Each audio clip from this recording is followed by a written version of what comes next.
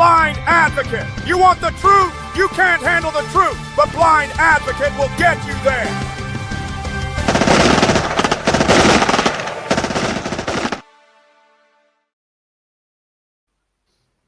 And good afternoon and welcome to another live. Today we're going to talk with Ian Westmoreland. I came across Ian's profile on LinkedIn and went and had a deeper dive into some of the stuff he's done, like Kintsugi Heroes, which was really impressive organisation.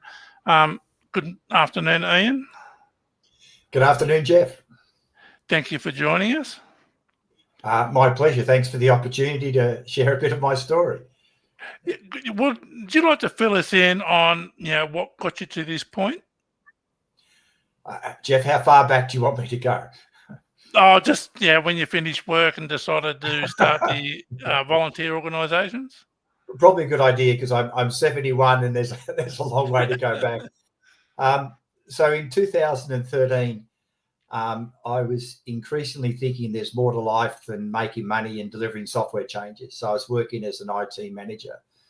And on the 10th of September 2013, I got on the train to come to work and I continued to read a book my youngest daughter had given me. And what I read that morning transformed the thinking.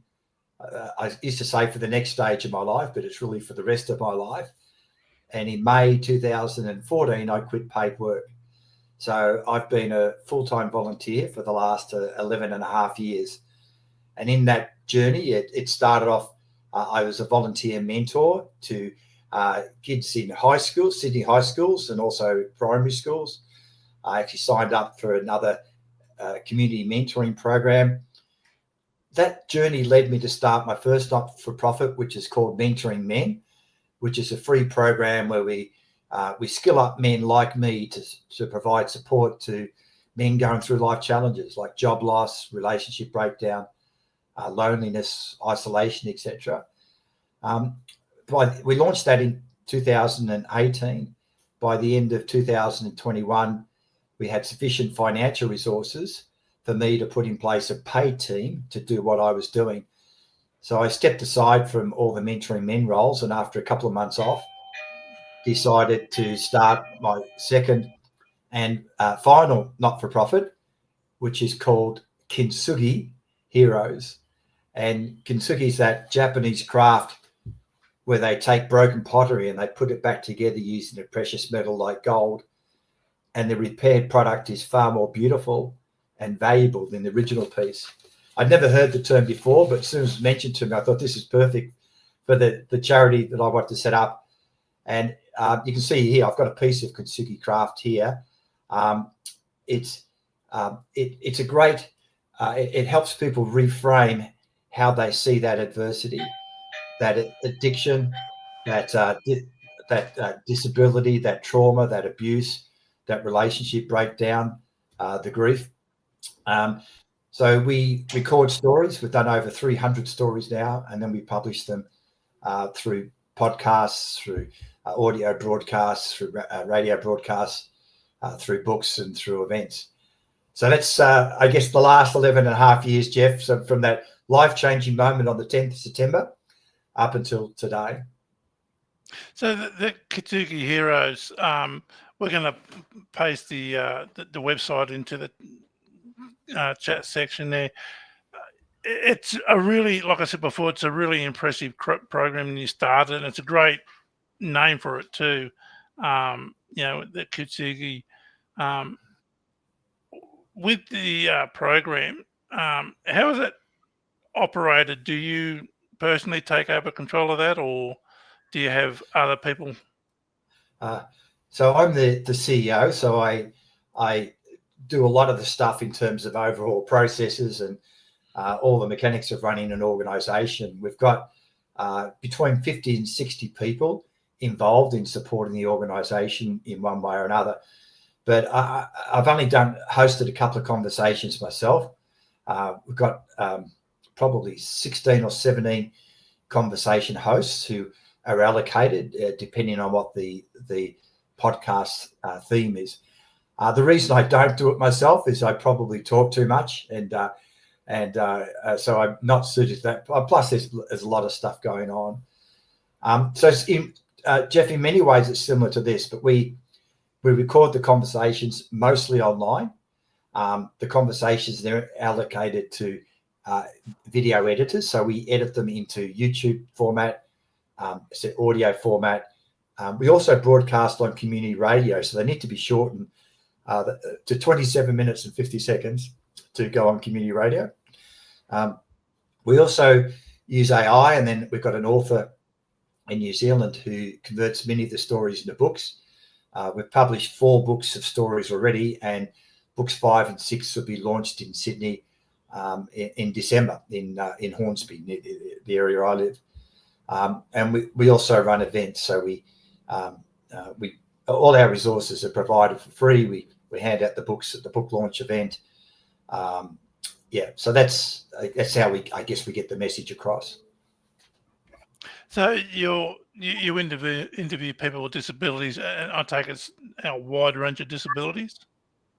Yeah, so at the moment we've probably got between 10 and 15 different projects, and the stories of people around disabilities is I call it one of our passion projects. It's something I think it's really important. I think we need to help change communities' attitude, maybe give some inspiration to people with disabilities, maybe to shoot for the next goal. That goal could be just, going for a walk in the morning, or could be seeking employment or whatever. And that's hosted by this amazing guy, Daniel Doherty, who works for Jigsaw, and his paid job is actually helping people with disabilities find employment.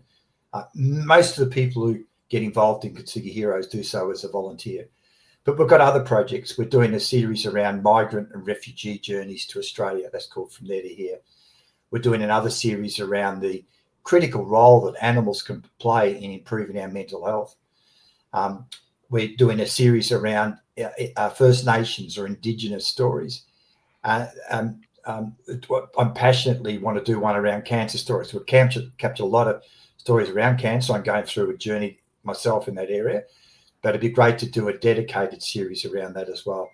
So we've got all these other projects that we're doing, but disabilities is one of the ones that's incredibly active at the moment, and we're looking forward to launching that podcast in the first quarter of next year. So, with your experience over the last 11 years, what do you think's been the greatest asset for people with disabilities to get back into the community? Well, I feel it's a win-win-win. There's clearly underemployment, and I should say at the outset, Jeff, that I'm not formally qualified in any of these areas, but it's amazing how much you pick up when you work in an area and how much you grow through that process. So I said, people with disabilities, I believe, are underemployed, and there's a number of advantages in employing people with disability. Generally, they're going to be more loyal because I guess maybe it's harder for them to get meaningful employment, so they're likely to stay around longer. It's obviously beneficial for the person with disability, not just from a financial point of view, but from sense of self-esteem and purpose and that. It also helps the communities they're working in. So I see it's a win-win-win. It's one of the reasons I'm so passionate about it. Yeah, I've done some research. I did a disability cert for in disability services a few years ago, and one of the things we had to cover was people with disabilities get back into the workforce, and the statistics on the reasons why you should employ people with disabilities is they have less time off, having sickies. They're more likely to do unpaid overtime here and there. They're more loyal. All that sort of thing. It really does help people with disabilities, but getting that information out to the community is the hardest part. Yeah, I think, because they're going to be more passionate about the job. Disabilities, I guess, is one area that happens. I believe there's other areas that we're also looking at. People coming out of jail. When I was in paid employment, I did a lot of interviews, And one of the first things we had to do was do a police check. If someone had a police check, a police record, we weren't allowed to employ them. So what does that mean for those people? I think migrants and refugees are underemployed. And my mom, I think some of the older people, the people with grey hair, or in my case, no hair, are also underemployed. So I'd love to tackle each of those groups and try and change community and employer attitudes. We're striving to increase productivity in Australia at the moment. And that's one way we could do it, by employing people in those 4 areas, including disability. Yeah, I recently interviewed Professor John Gilroy. He lectures at Sydney University with Aboriginal health and disabilities. And we were talking about Aboriginal people in remote areas accessing the NDIS and how hard it is. Like, he was saying they have to wait over a year for an OT or a physio to come out and visit them. Then they have to wait for the report to be done, and have to worry about getting the equipment back out to the people in remote areas. It's a huge thing. Here would be great to interview, I think, Professor John Gilroy. Jeff, thanks for the tip. I'll reach out to him. We're always looking for more heroes to share their stories. I should point out that, Jeff, you've shared your story as a Kintsugi hero. Hasn't been published yet, but I'm very much looking forward to watching that. I watch all of our stories. Yeah, I did the interview with Daniel Doherty.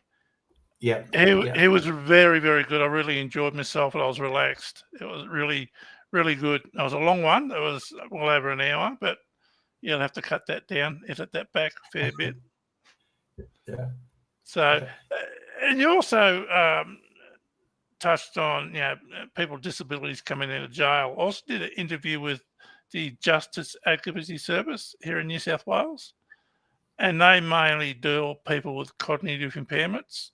And they have sister organisations in most states. So again, they would be good to get in contact with. I can send you their contact info over email after the live, if you'd like. Yeah, Jeff, thank you.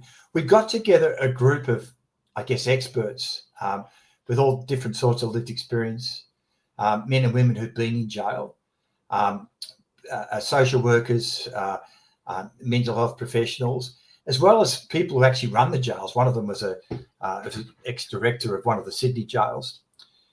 And it's stress, I'm not formally qualified in this, but to me, there is absolutely no doubt at all we can dramatically reduce the number of people going into jails and then later on going back into jails.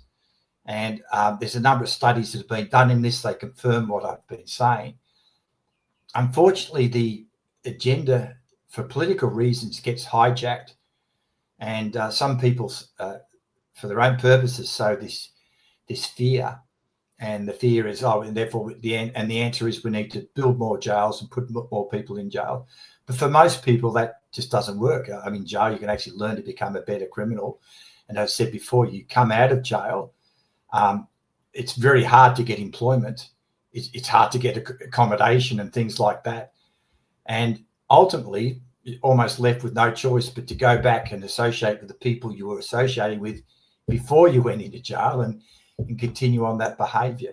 So I feel there's huge opportunities to reduce people going back into jail. I think the average cost of having someone in jail per year in Australia is around $160,000. And I think from memory, there was about somewhere between 40 and 50,000 people in Australian jails at the moment. If you multiply those numbers out, it's significant cost savings, as well as you got the benefit of someone being a cost to the community, being in jail, to actually coming out and being productive, maybe building some of these houses that we desperately need, or maybe working in the hospitals where we need more nurses. So it's frustrating that we're in this position, and that's whether people have got in jail have got disabilities or not. But I feel it's a really important project. It's one I've had to pause at the moment because of health issues, but I'd love to progress that in 2026. Yeah, I think it's a great idea. It's I've got extended family members have been in and out of jail their whole lives, and I'm not a huge fan of them. I think they're, you know, a drain on the community. But I know there's other people in jail who really don't deserve to be in there, and they should be given every opportunity to improve themselves for when they do get out. Yeah. One of the biggest lessons, Jeff, that I've learned over the last 11 and a half years, is how judgmental I was. And I've replaced judgment with love. When you see someone who's homeless or someone who's addicted, or in this case, someone who's in jail, often as a society, and this is where I was, you would make a judgment of that. But we haven't been through their lived experience. We're seeing through a lot of our stories. There's many of the people who are homeless or have got an addiction may have been sexually abused as a child or something like that. So there's a number of other factors. You know, I don't think anyone sets out a goal. I'm going to become addicted. I want to go to jail. It's these experiences, and when I change that thinking, it's how can I support these people? I'm not going to judge them. It's a really refreshing attitude. And I said, I believe what you just said, some of the people in jail, I believe a lot of people in jail, it's no benefit to society having them there. And if we actually looked at the root, tried to address the root cause rather than just addressing the symptom, society would be a lot better off economically and community-wise. I think so. I totally agree. There was a story, I don't know if you've seen it on the news yesterday, about these young violent offenders in Victoria getting free holidays up in Queensland. And it was being paid supposedly through the NDIA. They've come out and denied it. I'm really frustrated with the media at the moment because they talk about the NDIA and they imply that people with disabilities are just rotting the system. And I find that the exact opposite. Yeah, I think the media does that across a whole bunch of different areas. They want to sensationalise. They drive up. The end effect is they drive up racism. They drive up their attitudes to people with disabilities, who we were just talking about, this rotting of the system and all that. Yeah, it might happen 1 in 100, but the general public, because that's the only thing they see. For that, let's assume one of those cases was happening. For every one of those, there'd be another 100 or even more where that's not happening, but they just doing it to sell their papers or their their TV show or whatever. It's not biased reporting. It's a sad reflection that with the decline in the established media that I grew up with, there's a lack of independent reviews of what's going on. There's, the term fake news is happening more and more often, and there's less sources of news, and the control is going to fewer and fewer organisations. You look at what's going on with climate change. So I follow politics a bit in Australia and America, but if you watch, say, Fox News, it's all a load of rubbish, and that's the thing that's being pushed. If you go to non-Fox News, and where they follow, say, science and all that sort of stuff, it's like this is a serious issue. So it's disappointing that the media, for their own financial purposes, can distort situations like what you're saying with the disability NDIA sort of apparent rot that's going on at the moment. Yeah, it's unfair, and it just portrays people with disabilities in a poor light, in my opinion. You mentioned that a few minutes ago that you were going through some health issues. Do you want to expand on that? Because we spoke about it before. But you said you were happy to talk about it. So, do you want to?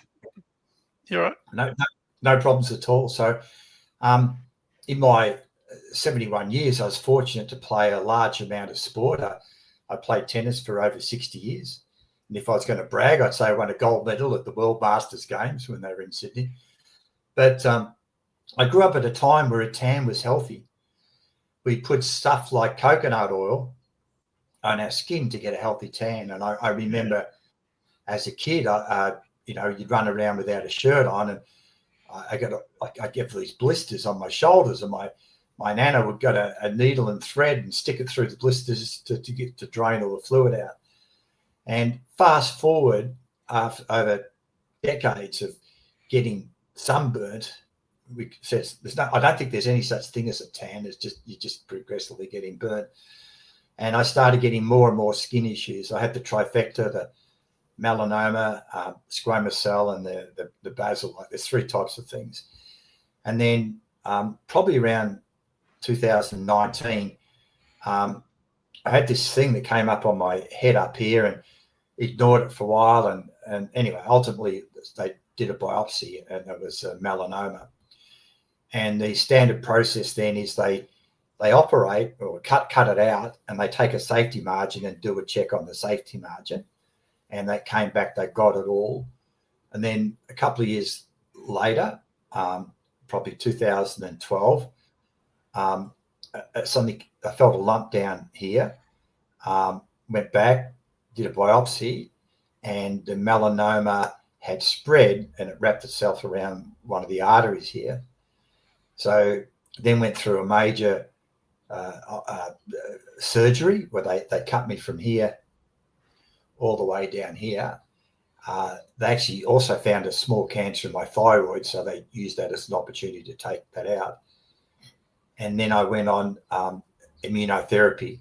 So what I had, I guess, was stage 3 or 4 melanoma cancer at that point. 20 years ago, I believe 95% plus people with the stage 4 melanoma would be dead within 12 months. And then there's been this radical improvement for melanoma with immunotherapy. So not chemotherapy, immunotherapy. So I went on the first immunotherapy drug, which works in the majority of cases and has limited side effects. This thing called Nivo. So I was on that for 12 months. They regularly do a PET scan. So a PET scan, they inject radioactive stuff into you, go into a tube, and the cancer spots, any cancer spots show up as like bright lights. And so I went through 12 months of Nivo. All the PET scans showed nothing. And then, so it's all good. Stopped the immunotherapy. Still had PET scans. The second PET scan after I stopped the immunotherapy showed bright spots in my left lung. So more biopsies. And then they've determined that, unfortunately, in my case, the Nivo hadn't stopped the spread. So I then went on what the locals call the sledgehammer, which is Nivo plus this other immunotherapy drug, which can cause serious side effects. So I went on that. I was supposed to have 4 doses of that. After the 3rd dose, I just got awful colitis. Colitis is where you just keep going to the toilet. So I was going to the toilet 20 times a day, and my weight plummeted. I lost 20 kilos in 6 weeks, and I spent a lot of that time in hospital. They're trying to work out how to stop the colitis.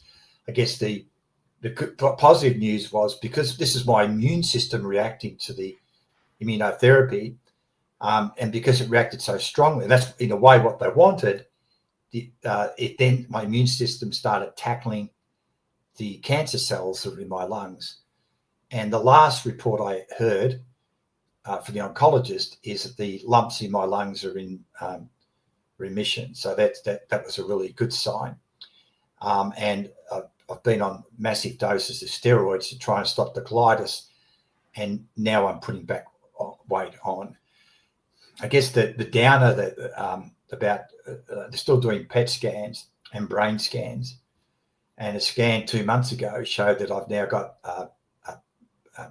cancer tumors in my brain. Which is frustrating. It would have been good to, okay, now I can get back on the road again.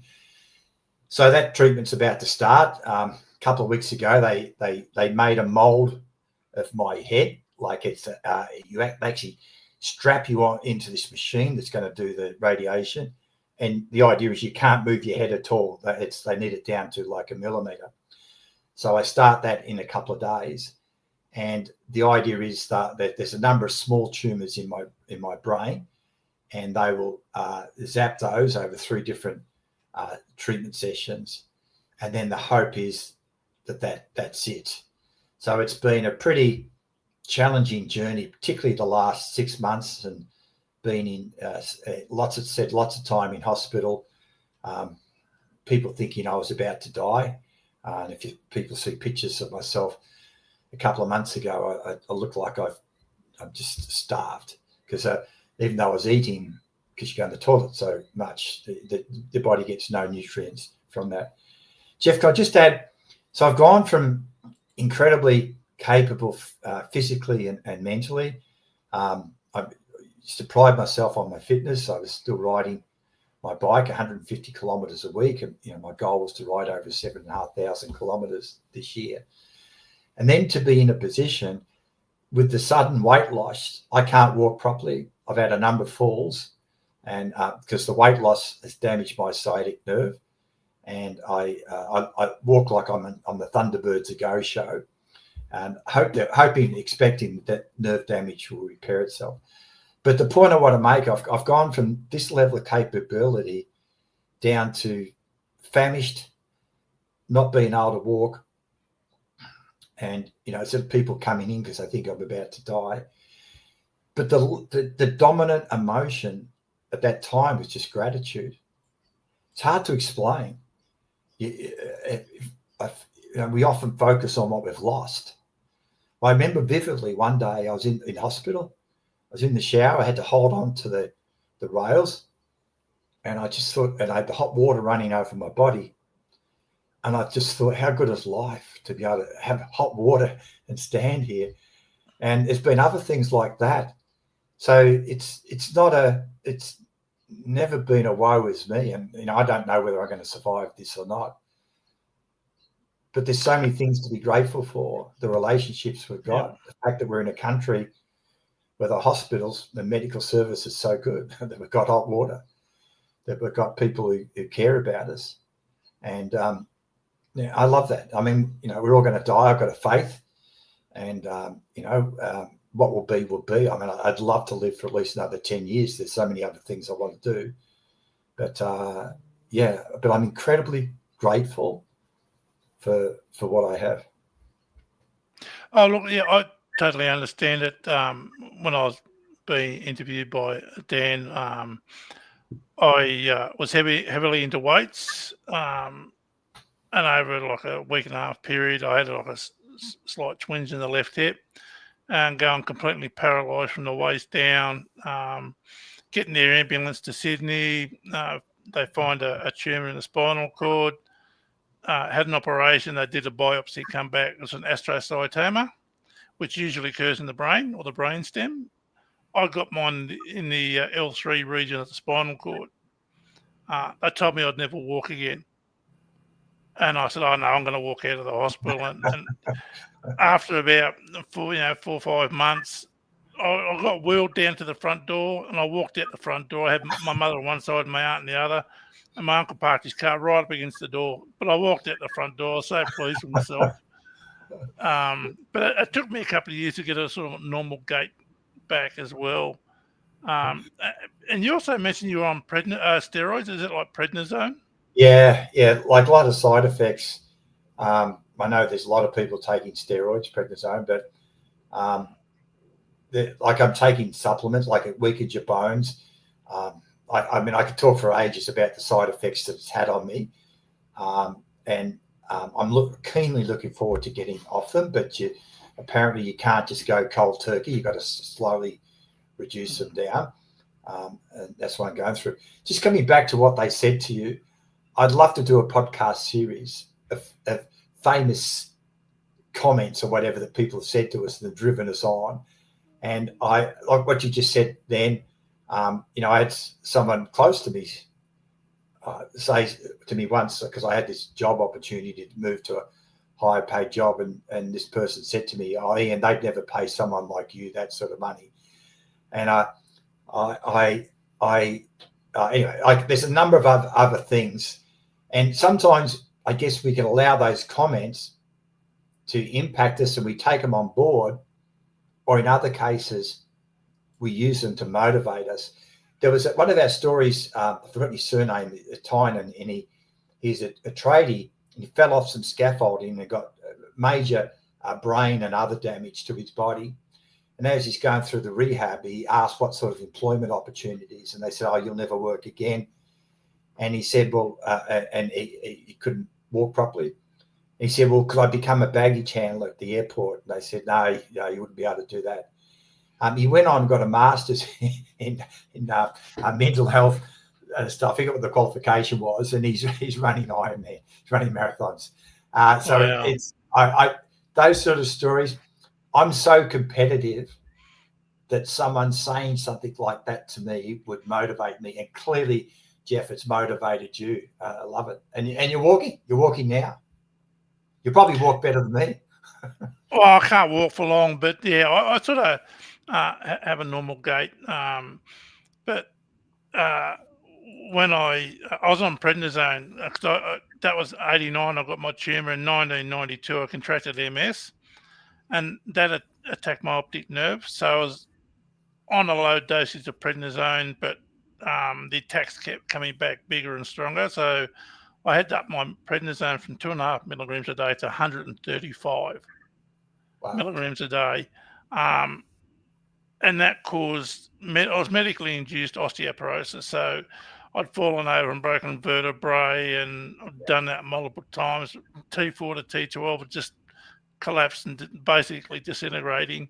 So I'm in a lot of back pain. And I was on fentanyl patches for the pain. Yeah, and I got up to about 100 micrograms patches. And my doctor said, I'm really starting to worry, because this sort of high dosage of painkillers over a long period, like you've been on, he said that can produce early onset dementia. I went, oh crap, I've got to get off. So it took me about 2 years to get off the fentanyl patches. I'm still on oxycodone, but I'm no longer taking fentanyl patches. So you are right. Those things that people do say can either motivate you or scare you so much that you've actually got to do something about it. Yeah, I said I could talk for a while about the impact of the steroids. I got cankles, like these massive feet that just look horrendous. I couldn't put my shoes on. My shoes wouldn't fit, no matter how loose. You mentioned the impact on the bone, so I take calcium and potassium, trying to minimize that. I find I'm not even aware of scratching myself, but then it will just keep bleeding profusely. So my whole skin's a lot more fragile and weaker. I was at one of the government offices recently, talking at the counter. When I looked down, all this blood had run down my arms all over the counter. I wasn't even aware of it. And there's a number of other side effects. So I heard it's a wonder drug, but I guess being careful with moderation. I also heard that steroids, and in particular what I'm on,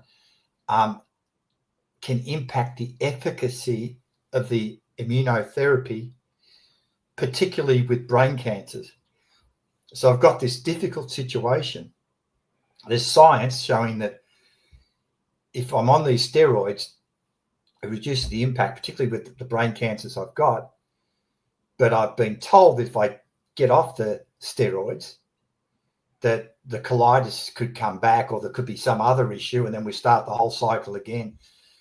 And I found in this journey, often you get information, but I've got to make the decisions myself whether to go ahead with something. Like, Jeff, I guess you're in the same boat. They give you advice, but you query it, and ultimately it's up to you which course of action you take. Is that there? Oh yeah, I've learnt to listen to my body. I'm very much more aware of triggers, indicators that something's going on or something's going to happen.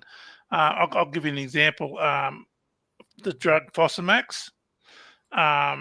When I first tried to go on, it was only for menopausal women, so I couldn't get on it.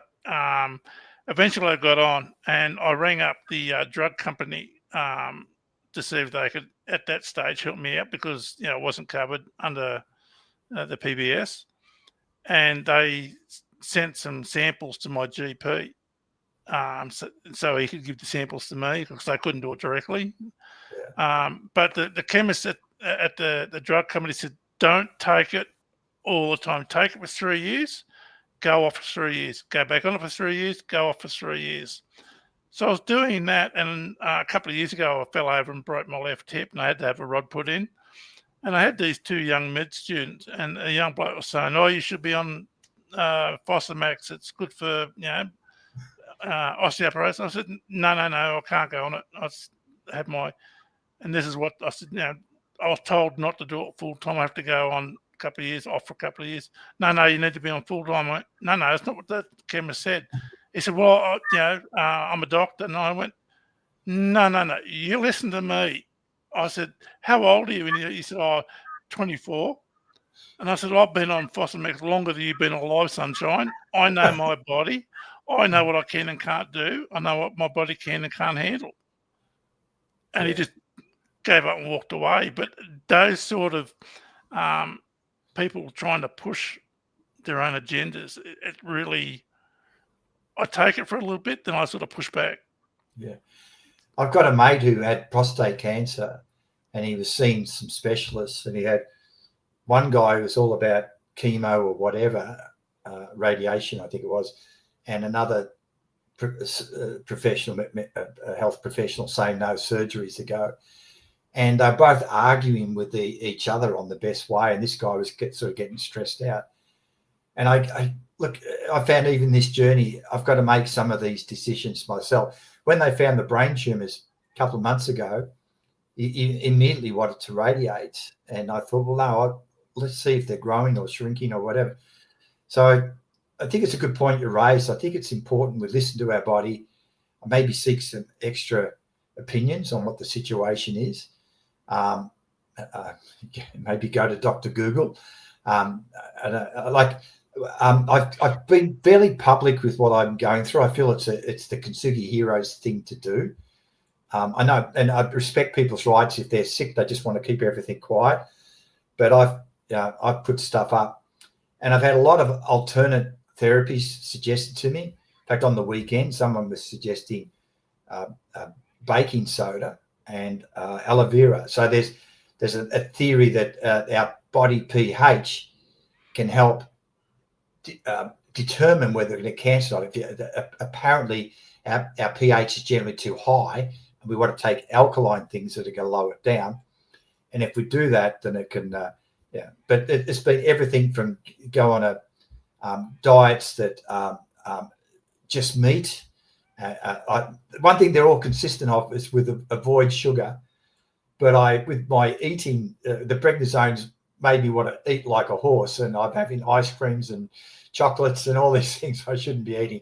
But anyway, it's I think we should be carefully analyze what our choices are and get the right information before we just blindly go down a path. I couldn't agree more. I think you need to research all your options. Modern medicine has its place, but I think the old natural remedies can also assist along the way too. So I wouldn't dismiss them too quickly. Yeah. Could just make a point. Obviously, I've got into investigating cancers a little bit. The bad news is that it appears that virtually the rate of every type of cancer is increasing. You look at bowel cancer; it's impacting younger and younger people, and all the rates seem to be going up. The good news is that the treatment's getting better and better with things like immunotherapy, and there's new machines that they can freeze tumours and things like that. Richard Scollier, apparently, according to Facebook this morning, is now cancer-free. He's the Australian of the Year who got cancer in the brain.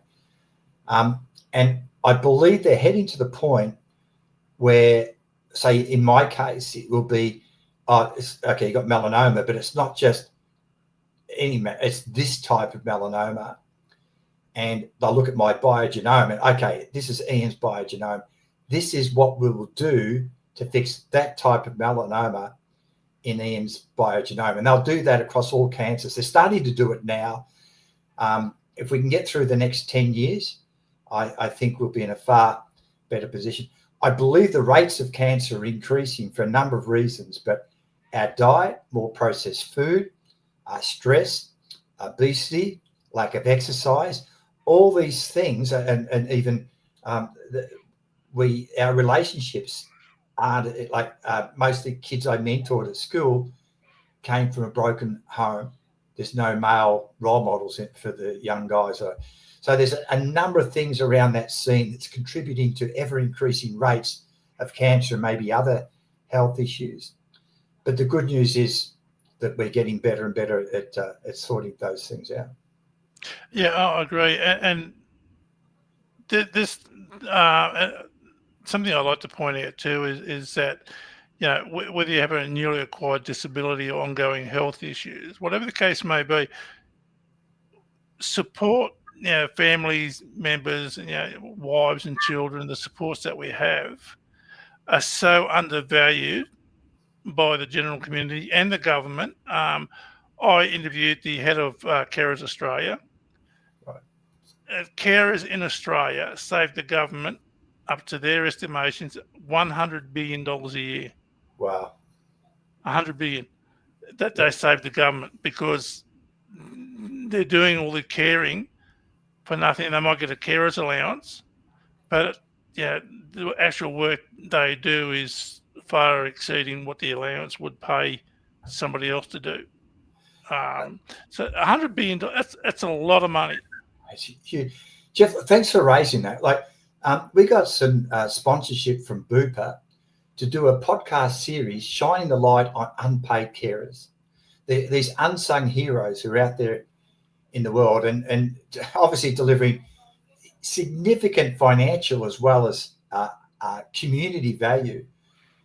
The second thing I was going to say, sometimes as a society, we struggle to provide support when someone's got a disability or a situation, like if there's been a grief situation or someone's got cancer or whatever.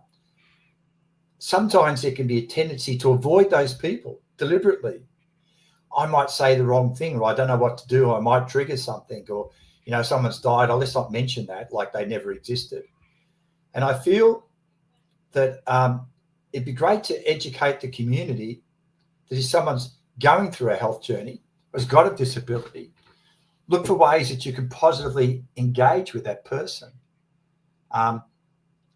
Make eye contact, ask them how they're going, have a conversation. And I feel many people just avoid those situations. It's like, What, do you agree with me on that?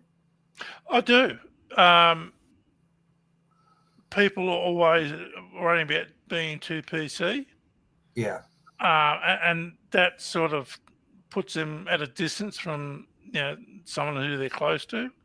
What really raised my awareness was in 1988 when I was making the decision of going blind to go off the medication, the prednisone. I spoke to my wife and we decided, both decided that that was my best option. So I reached out to the Royal Blind Society in New South Wales at that stage. Vision Australia wasn't an organisation then. And I talked to my wife and I said, oh, they're going to help with this and they're going to help with that and they're going to help me look into this. And she said, well, that's good for you. But she said, but what about me? I don't know what to do either. And it just made me stop and realise that all these people out there who are ready and willing to able to help, but they don't know how to. Yeah. Yeah. And where's the support for them? Absolutely. Yeah. Like Carers Australia, they have branches, every state, multiple locations in every state. Now,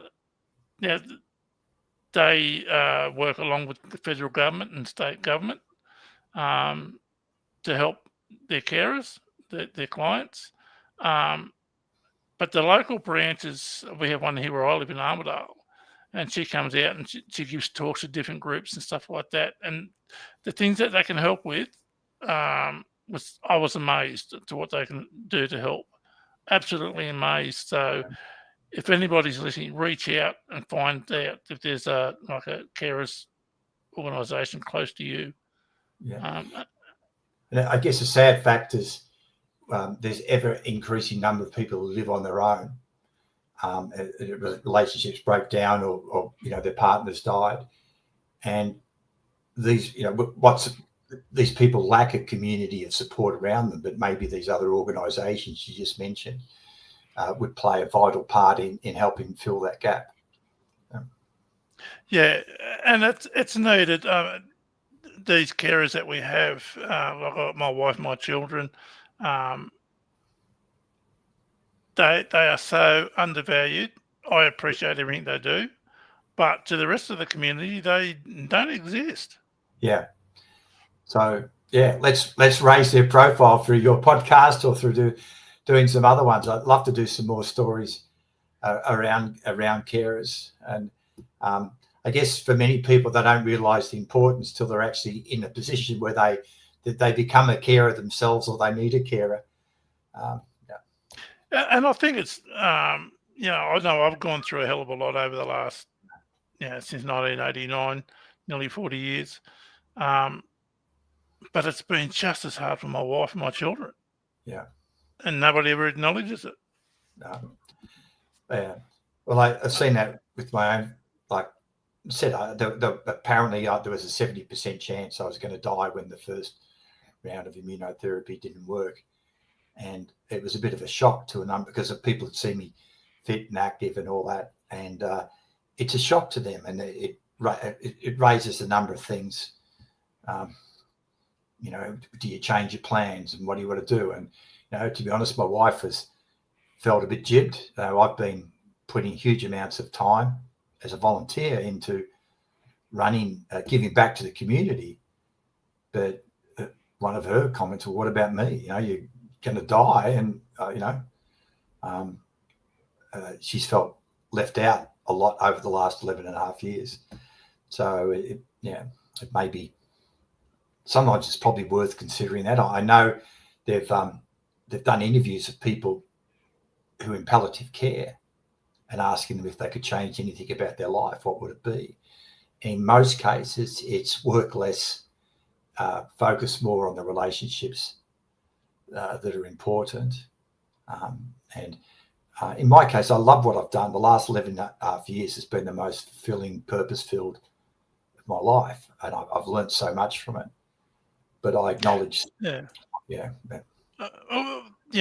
appreciate everything that you do and people like you do. I know the work that you put into it. I've tried to do the same myself. I've done a lot of stuff locally, and I've just started to branch out the last couple of years with this channel. But when I was reading through your profile, you have an OAM, is that right? Yeah, it's a funny story. My wife and I were on a cruise from Sydney to Hawaii, and as I always do, which annoys her, I always take my computer with me, and I work while I'm away. And I was on a Zoom call, and I thought someone was spamming me. I got this poorly formed letter from some government person saying that I've been nominated for an OAM. And I said, oh, look, they're scamming me. I'll delete it. And someone on the other end, oh, hold on, let me check it out, Ian. And it was legitimate. It turns out independently, two sets of people, one on behalf of Mentoring Men and one on behalf of Kintsugi Heroes, who don't know each other, had actually put this thing in. And it was approved. And I can't remember if it was this year or I think it was last year. Time just blurs.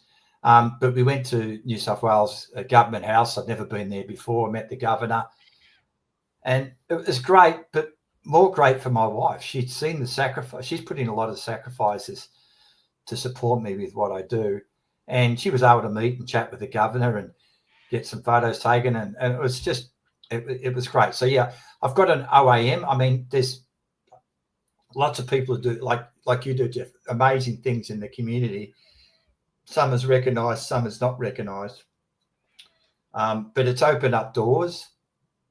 I got a lot of letters from politicians offering to help and things. I haven't taken any of them up on it, but it's opened doors. Yeah, and I want Kintsugi Heroes to be a legacy that continues to grow long after I'm not around. So that's my goal, and the OAM will help with that. Well, congratulations. I think it's very well deserved. I'm proud to be a part of it with my story that I've done recently with Dan. But yeah, look, I've got to go. I really want to thank you for joining me today and telling your story, and for doing Kintsugi Heroes and mentoring for men. It's a great thing that you've done, and I know a lot of people out there who are going to benefit from it. Jeff, thank you for the opportunity. I love what you're doing with this channel, and if I can help in any way, and we're doing this, I guess, through the dedicated series that we're doing with around disability stories with Daniel Doherty, and thank you for you sharing your story. I heard it went really well. It hasn't been edited yet, but I look forward to watching that. So yeah, and thanks for this opportunity. No, thank you. Can you just hang on? I want to have a quick chat with you after the stream ends, if that's okay, Ian. No worries. All right, so we'll call it quits there for today. Thanks again, Ian. Do appreciate it. If anybody has any stories that they want me to cover or wants some advice or some information, you can email me at blindadvocate007@gmail.com, and please hit that subscribe button. I really need everyone's support. Okay, Chris, do you want to end it there? Okay, thanks, everyone. Medic! Medic! I've been hit with the truth! Man down! Man down! Quick, like and subscribe before it's too late!